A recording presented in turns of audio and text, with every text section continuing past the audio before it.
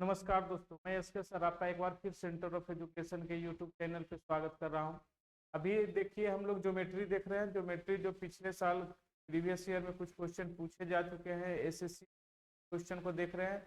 और सारा क्वेश्चन काफ़ी कॉन्सेप्चुअल क्वेश्चन है। अगर आप ज्योमेट्री का एक क्वेश्चन बनाएंगे, वीडियो देखेंगे तो आपको काफ़ी फायदा होने वाला है।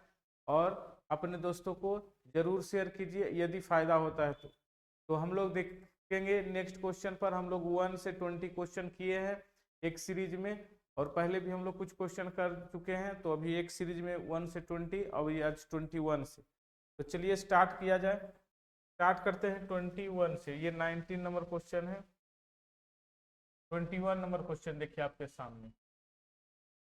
21 नंबर क्वेश्चन 21 नंबर क्वेश्चन को पढ़ा जाए। बोल रहा है एक ट्रायंगल है, पी क्यू आर की भुजाएं पी क्यू और पी आर को एस और टी तक बढ़ाया जाता है।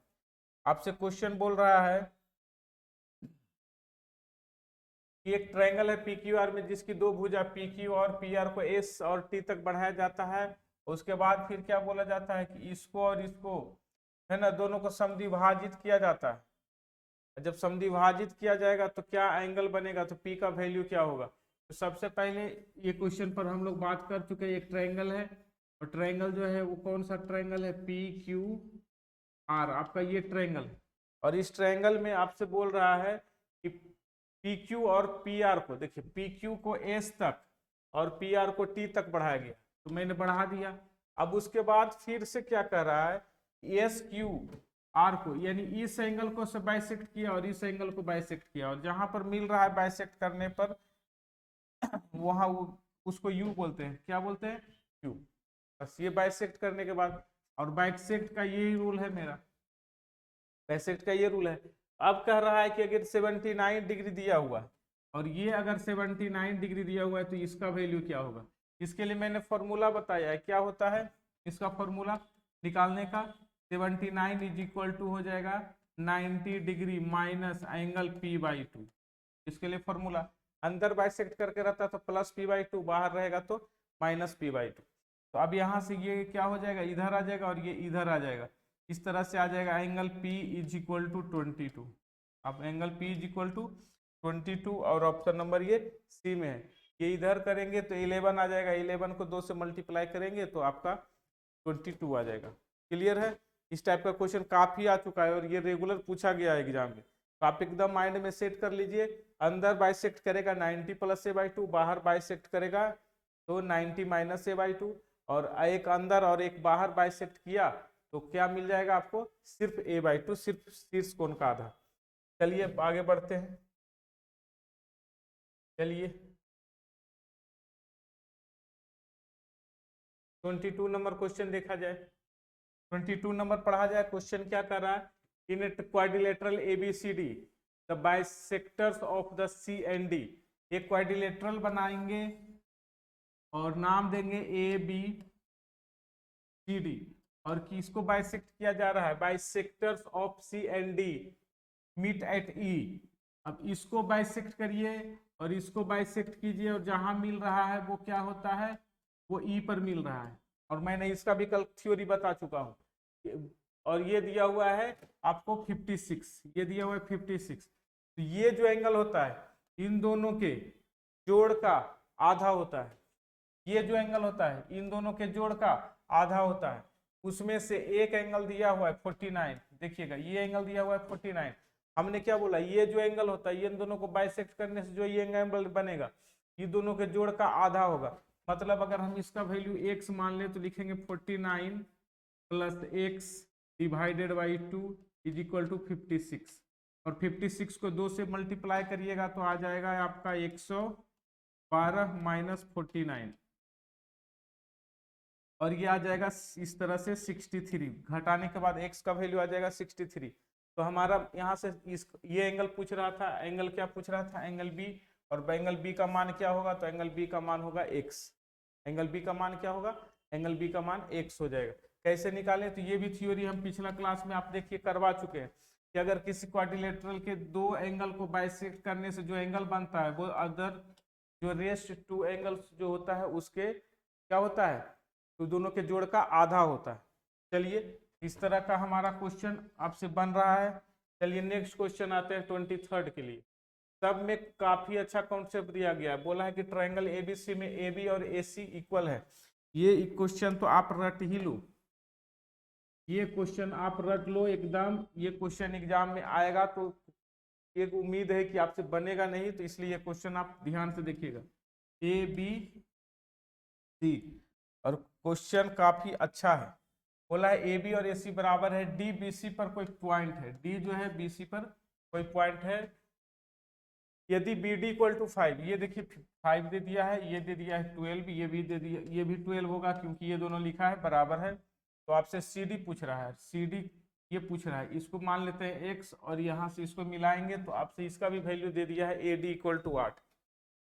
समझिएगा, एक ट्रायंगल है, ट्रायंगल का दो साइड दिया हुआ है और यहाँ से एक ऐसे ही लाइन खींच दिया गया, ये नहीं बताया कि कौन सा लाइन है। वैसे इस क्वेश्चन को बनाएंगे, कोसाइन फॉर्मूला लगाएंगे, काफी लंबा पड़ेगा। मैं इसको एक फॉर्मूला पर बनाता हूँ, एकदम माइंड में सेट कर लीजिए।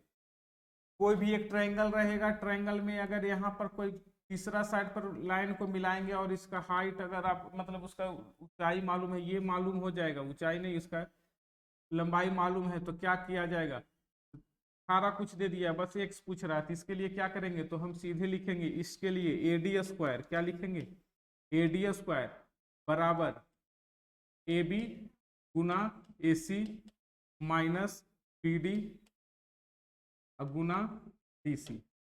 अब फिर से समझिएगा, ए बी गुना A C minus B D गुना डी सी, ये होगा। और किसके बराबर, ये बीच वाला लाइन के बराबर।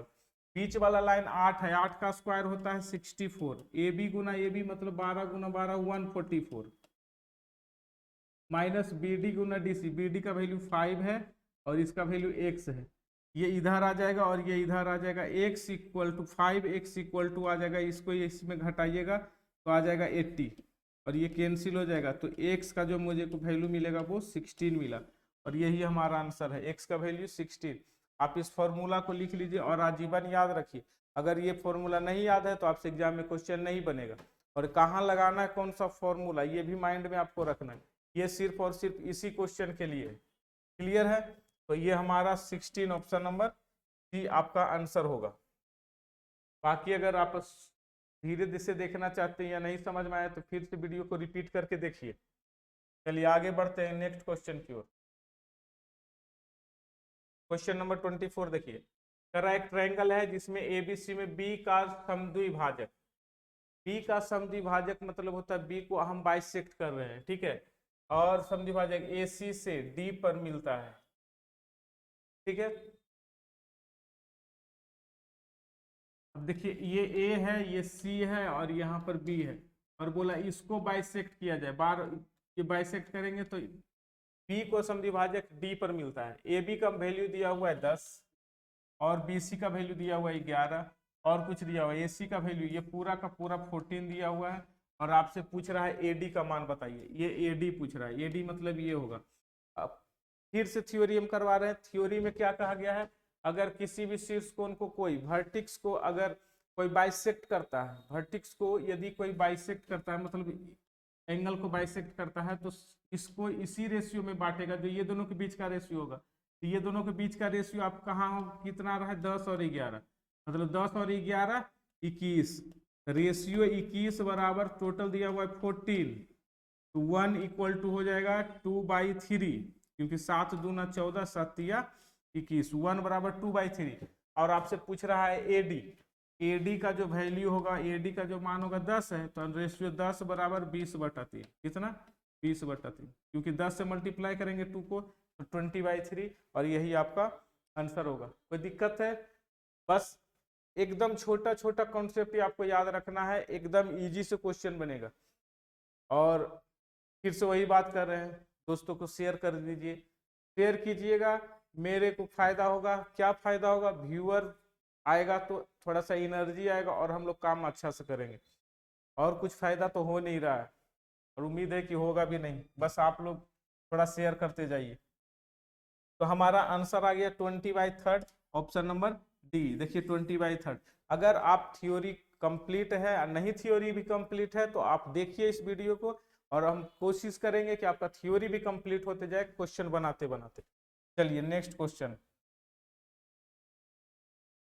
नेक्स्ट क्वेश्चन देखा जाए क्या है। Next question 25 number question, a circle is in subscribed in a quadrilateral ABCD touching at A, कहता है एक सर्कल जो है ना, एक सर्कल इज जो है एक चतुर्भुज के अंदर में है, एक चतुर्भुज के अंदर में एक सर्कल है, तो ये सर्कल बना लीजिए और इसको कह दिए कि चतुर्भुज के अंदर में, ये चतुर्भुज तो ऐसा होता है, नाम दे दीजिए AB, शायद ABCD ही दिया हुआ है, चलिए ABCD, ये चतुर्भुज का नाम दे दिया है।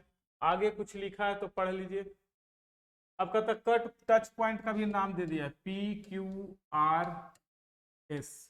अच्छा, and B is known at 90 degree, B जो है 90 डिग्री है आपका, चलिए B 90 डिग्री। AD का वैल्यू दे दिया है आपका, AD का वैल्यू 24, AD ये पूरा का पूरा 24 है, बस लिखते चले जाइए। AB का वैल्यू 27 है, ये 27 है, और क्या दिया हुआ है, DR का वैल्यू 6 दिया हुआ है। DR कौन सा है, देखिए DR 6।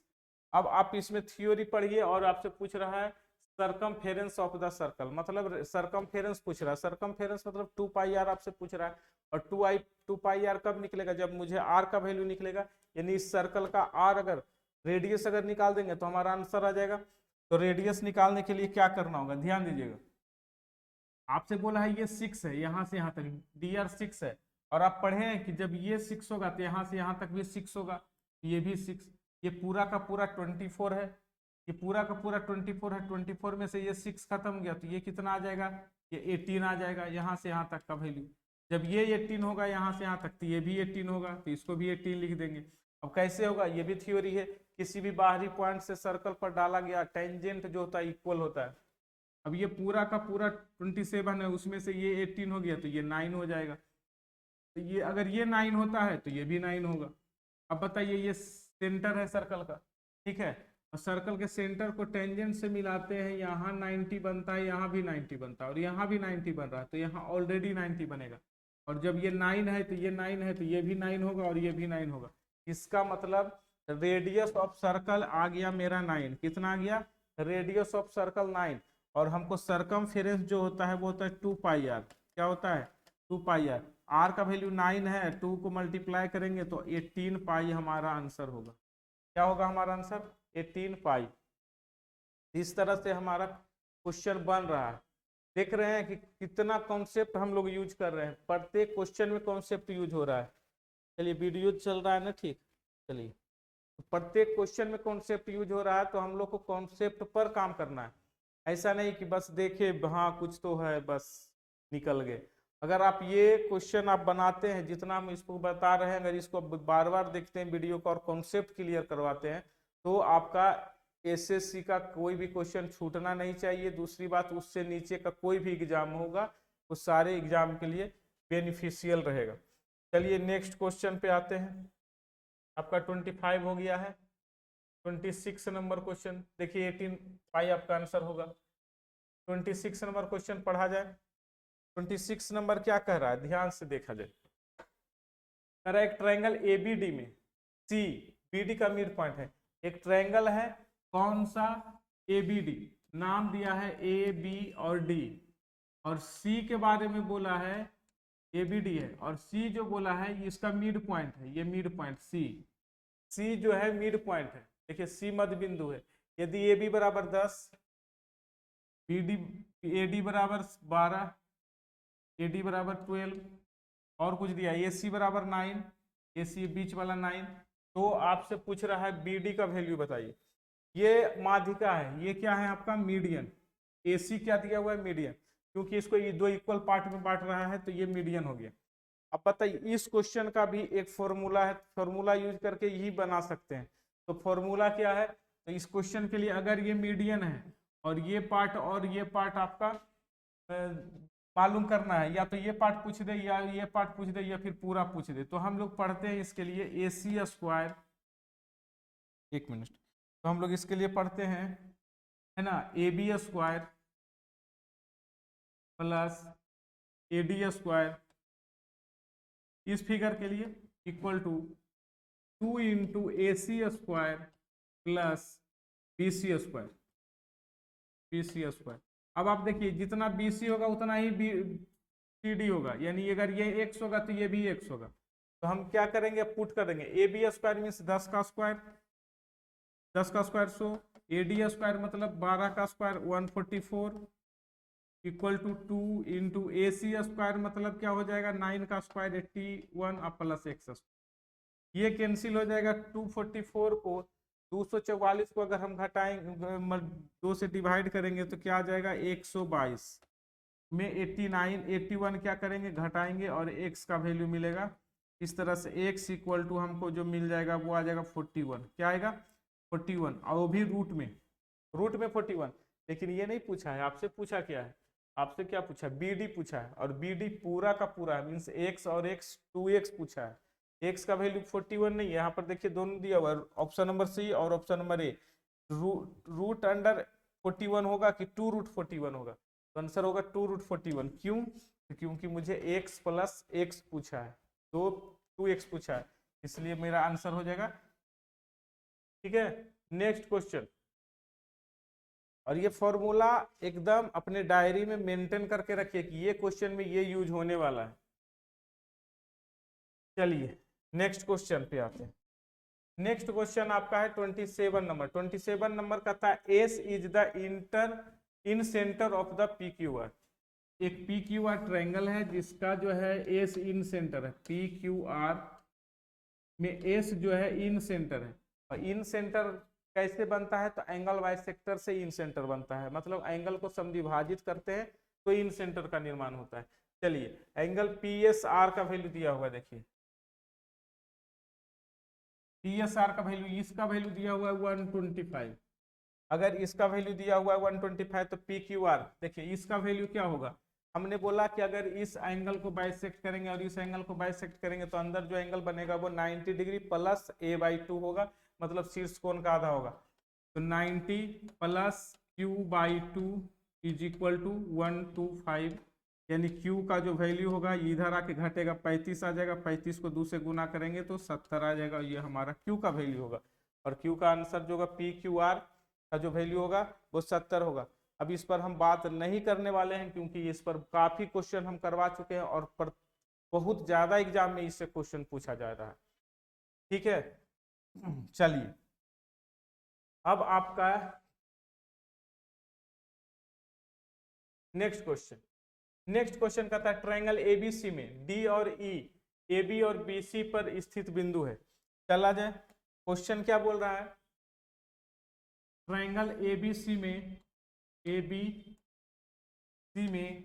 जो है D जो है AB पर, तो D जो है आप क्या करिए, D ले लीजिए AB पर और E जो ले लीजिए BC पर, E ले लीजिए BC पर, और इसको क्या करिए मिला दीजिए, और आपसे क्या बोल रहा है कि D पैरेलल है BC का, नहीं D पैरेलल है AC का, यहाँ गलत लिख दिया है, D पैरेलल है AC का, तो ये AC हो जाएगा आपका, ये जो है आपका D पैरेलल है AC का।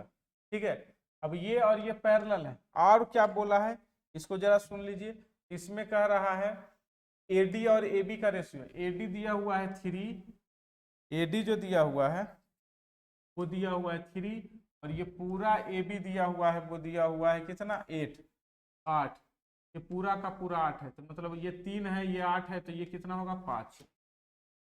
और अब चूंकि हम जानते हैं कि अगर ये और ये पैरेलल है मतलब दोनों त्रिभुज समरूप है यानी सिमिलर है, तो अगर इसका साइड दिया हुआ है 5 तो इसका एरिया होगा 25, और इस पूरे का साइड दिया हुआ है 8 तो पूरे का एरिया हो जाएगा 8 का स्क्वायर 64, और 64 में से अगर 25 घटाएंगे तो इसका एरिया आएगा, और 64 में से 25 घटाएंगे तो 39 आएगा। और आपसे जिसका एरिया पूछ रहा है, देखिए पूछ रहा है BED का, BED का एरिया है कितना 25, और किसका एरिया DECA का, DECA का इसका एरिया अंदर वाला का एरिया 39, और ये हमारा आंसर होगा 25/39, और ये ऑप्शन नंबर कितना में दिया गया है, ऑप्शन नंबर 20 में D में दिया गया। हम लोग थ्योरी पढ़े हैं, थ्योरी कहता है कि उसके क्रॉसपोंडिंग साइड के स्क्वायर के इक्वल होता है उसका एरिया, है ना, रेशियो के इक्वल होता है। चलिए आगे बढ़ते हैं, आगे बढ़ा जाए। क्वेश्चन कह रहा है कि किसी वृत्त के केंद्र से एक ही तरफ दो समानांतर जीवाएं, एक सर्कल बनाइए, ठीक है, और एक ही तरफ दो जीवा बनाइए, ये सेंटर है, और एक ये कोड रखिए और दूसरा कोड ये रखिए, ठीक है, ये दो कोड रखिए। अब इस कोड में क्या कहता है, इस कोड में आपका कुछ कुछ दे दिया है, देखिए समानांतर जीवाएं 12 सेंटीमीटर, तो 12 छोटा वाला होगा, इसको सेंटर से मिलाइएगा तो 12 का आधा ये होता है, ये 6 हो जाएगा, और ये जो पूरा है ये देखिए 20 सेंटीमीटर, ये पूरा 20 है तो ये हो जाएगा 10, और इसका रेडियस ये हो जाएगा, और इसका रेडियस ये, इसका रेडियस आपका हो जाएगा 5√3। अब देखिए 5√3 को हम स्क्वायर कर लेते हैं, तो 5√3 का स्क्वायर कर, सॉरी 5√13 दिया हुआ है, यानी 25 गुना 13, और 25 है 250, और 75 325, ये 325 आएगा इसका रेडियस, इसका मैंने स्क्वायर कर दिया, ये रेडियस आ गया। अब ये देखिए, अब ध्यान देना है, आपसे पूछ क्या रहा है आपसे पूछ रहा है ये वाला पार्ट, बीच वाला पार्ट क्या होगा, तो उसके लिए सबसे पहले पूरा निकालेंगे, तो पूरा निकालने के लिए ये दिया हुआ है 325 रूट में, 325 में से 36 घटाइएगा, 325 में से 36 घटाइएगा तो ये पूरा डिस्टेंस आ जाएगा, और ये पूरा 325 में से 36 घटाएंगे, 325 माइनस 36 तो आ जाएगा 279, और 279 जो होता है 17 का होता है अंडर रूट, 279 17 का अंडर रूट होता है। अच्छा, अब ये देखिए ये दिया हुआ है आपका 325 में से 10 का स्क्वायर घटाइएगा तो आ जाएगा 225, 225 का मतलब होता है 225, 225 जो होता है 15 का स्क्वायर होता है। अब बताइए पूरा 17 है, 17 में से 15 घटा देंगे तो बीच वाला नहीं निकल जाएगा, और यही वाला बीच वाला पार्ट पूछ रहा है, क्योंकि रेडियस का स्क्वायर, इसका स्क्वायर माइनस इसका स्क्वायर तो 15 का स्क्वायर, इसका स्क्वायर माइनस 6 का स्क्वायर तो 17 का स्क्वायर, और चूंकि रेडियस ये और ये दोनों है तो इसलिए ये भी रूट अंडर 325, ये भी रूट अंडर 325, इसलिए हमारा आंसर हो जाएगा 2, ऑप्शन नंबर 2, 15 17 माइनस 2 आपका आंसर होगा। और आज का लास्ट क्वेश्चन, आज का लास्ट क्वेश्चन देखिए, कहता एक वृत्त त्रिभुज एबीसी की भुजा बीसी को डी पर स्पर्श करता है, एक वृत्त जो है त्रिभुज एबीसी की भुजा डी पर, एक वृत्त जो है त्रिभुज एबीसी की भुजा, नाम दे दीजिए ए बी सी, को डी पर स्पर्श कर रहा है, ठीक है, और कहता है ए बी और ए सी को आगे बढ़ा दीजिएगा, ए बी को बढ़ा दीजिएगा फिर ए सी को बढ़ा दीजिएगा, इस तरह से एक आपका सर्कल बनेगा, अंदर एक सर्कल बनेगा और ये टच कर रहा है। तो आपसे पूछ रहा है ए बी जो दिया हुआ है, ए बी दिया हुआ है 10, ठीक है, और कुछ दिया हुआ है, ए सी दिया हुआ है 8.6, और कुछ दिया हुआ है, बी सी दिया हुआ है 6.4, तो पीई का मान बताने के लिए बोल रहा है, ये ई तक बढ़ाया था और ये एफ तक बढ़ाया, ठीक है, और आपसे पूछ रहा है बी। एक बात ध्यान दीजिए, जितना बीई होगा उतना ही बीडी होगा, अभी बताएं, जितना बीई होगा उतना ही बीडी होगा।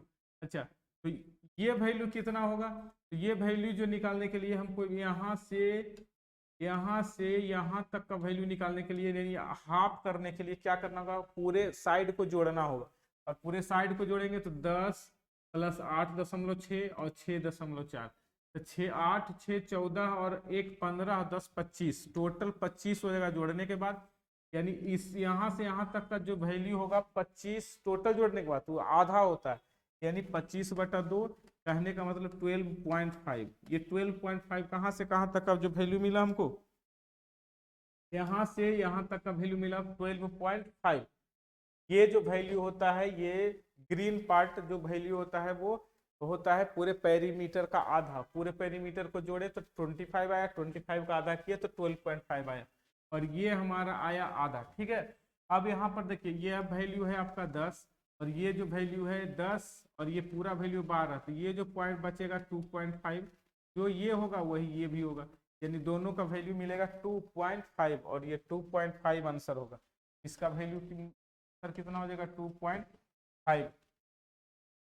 ठीक है, समझ में आया होगा। अगर नहीं समझ में आया है तो कमेंट सेक्शन में लिखिए क्या नहीं समझ में आया, और हम आपको इसी तरह से करवाएंगे। अगर आपको कुछ और सजेशन देने की जरूरत है तो आप दे सकते हैं कमेंट सेक्शन में, या फिर कॉल भी कर सकते हैं। तो ठीक है, धन्यवाद।